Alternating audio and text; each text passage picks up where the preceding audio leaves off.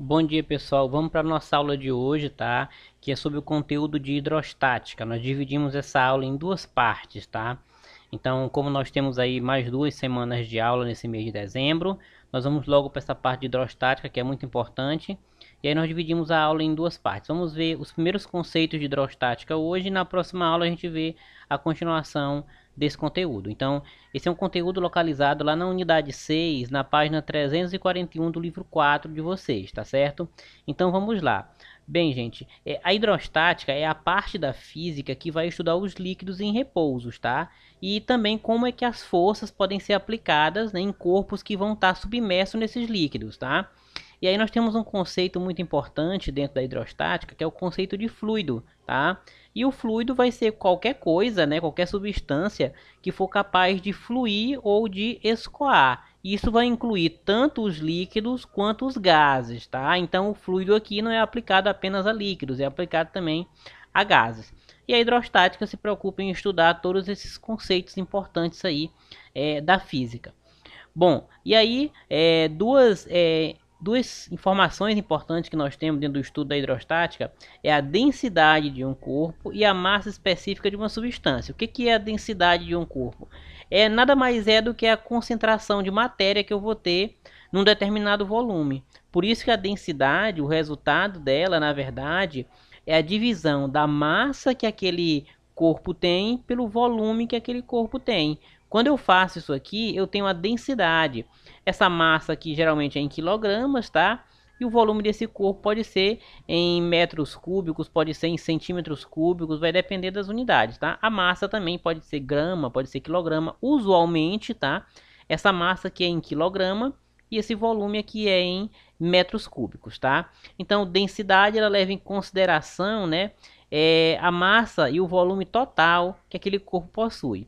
Bom, e o que é a massa específica de uma substância?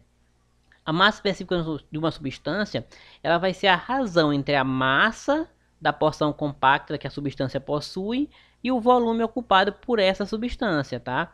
Por isso que a fórmula dela, ó, ao invés do D, nós temos essa letra U aqui, tá? Só para diferenciar, que significa massa específica, vai ser igual a massa dividido pelo volume da substância. Então, a diferença é que aqui nós dividimos pelo volume da substância e aqui, na densidade, é pelo volume do corpo, tá?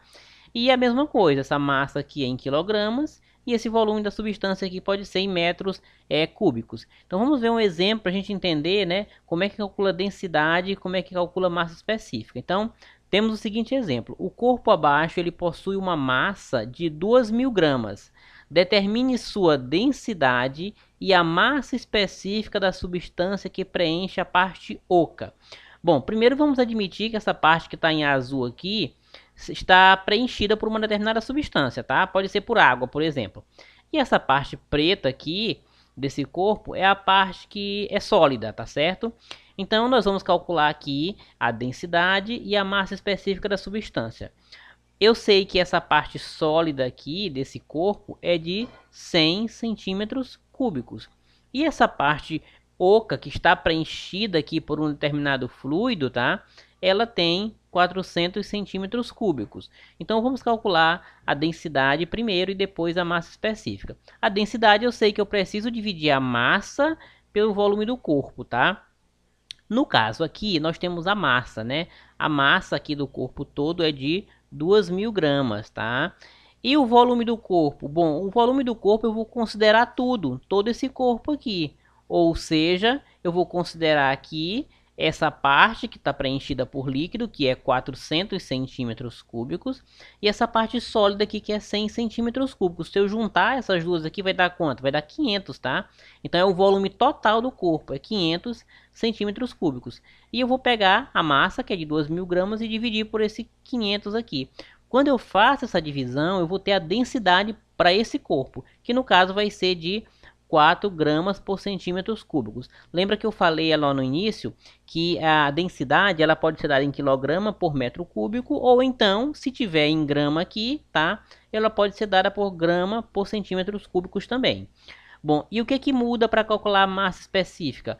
A massa específica eu vou levar em consideração apenas a massa apenas a parte que é preenchida pela substância.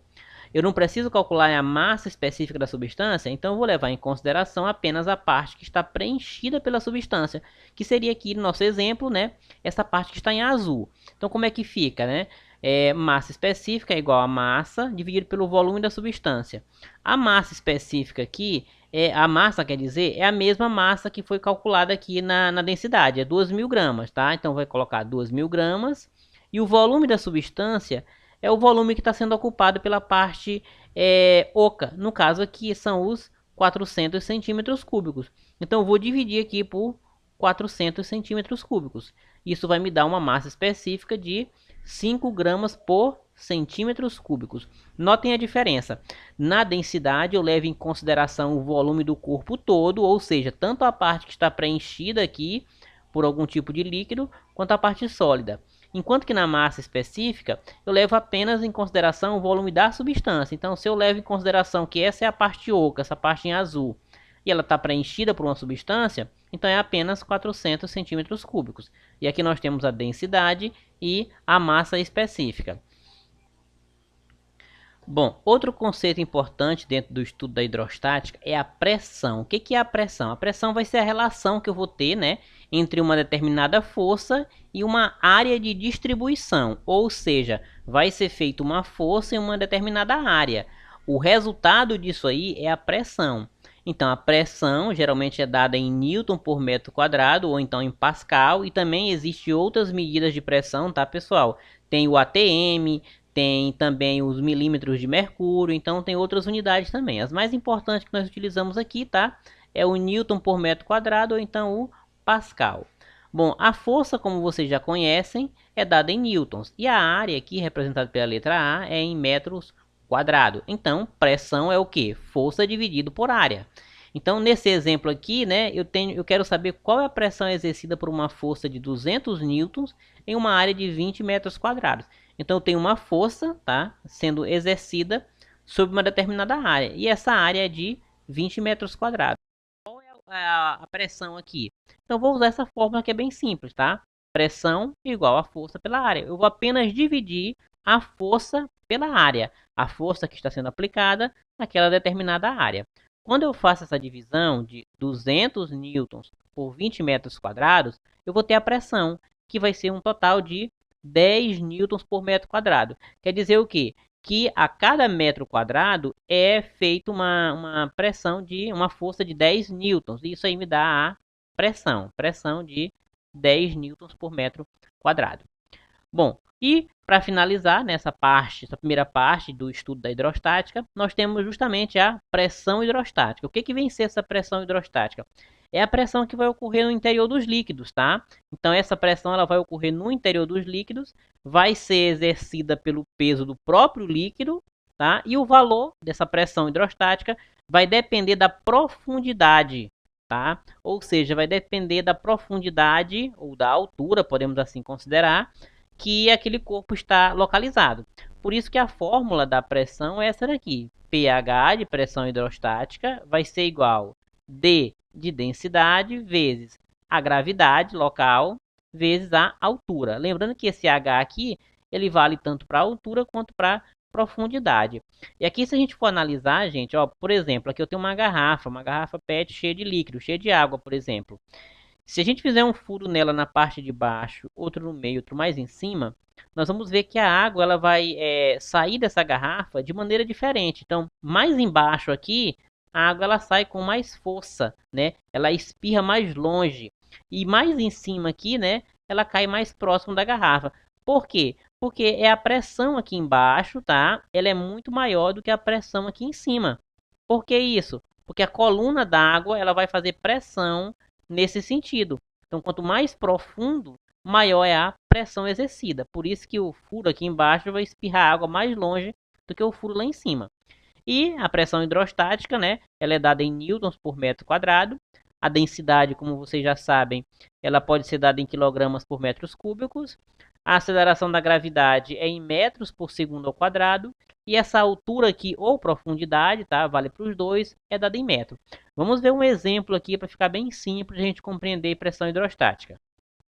Olha só, qual a pressão hidrostática recebida por um corpo que está mergulhado a 10 metros de profundidade em um líquido de densidade igual a 4,5 kg por metros cúbicos, e pede para a gente considerar aqui a gravidade da Terra, que é de 10 metros por segundo ao quadrado. Então, eu tenho todas as informações que eu preciso para descobrir a nossa pressão hidrostática. O que eu vou fazer aqui? Vou substituir na fórmula. Então, eu tenho a densidade, eu tenho a gravidade da Terra, né, que foi mandado a gente considerar, e eu tenho aqui a profundidade, que é a mesma coisa de altura. Então, eu vou só apenas substituir essas informações na fórmula. Pressão hidrostática vai ser igual. A densidade é 4,5 vezes a gravidade da Terra é 10, tá? E a profundidade aqui é de 10 metros. O que eu vou fazer agora? Multiplicar todos esses valores. Multiplicando todos esses valores, eu vou ter um total de 450 newtons por metro quadrado. Essa é a pressão hidrostática exercida, tá? Nesse corpo que está, né, a 10 metros de profundidade. Se eu aumentar aqui a profundidade, né, ou seja, se ele ir mais fundo ainda, o que vai acontecer com essa pressão hidrostática? Ela vai aumentar, porque como eu falei para vocês lá na questão da garrafa, na figura anterior, quanto mais profundo estiver localizado aquele corpo, maior pressão ele vai estar submetido, tá? E a mesma coisa, quanto mais para cima ele tá, quanto mais alto ele tá, né, menos pressão ele vai estar sendo submetido. Então, no caso aqui, tá, a pressão hidrostática leva em consideração a pressão que o líquido está exercendo sobre um corpo que está mergulhado nele, ou seja, que está submerso nesse líquido.